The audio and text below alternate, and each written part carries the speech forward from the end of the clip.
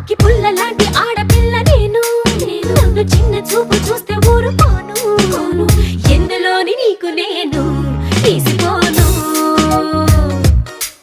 నా సంగతేంటి తెలుసుకోవా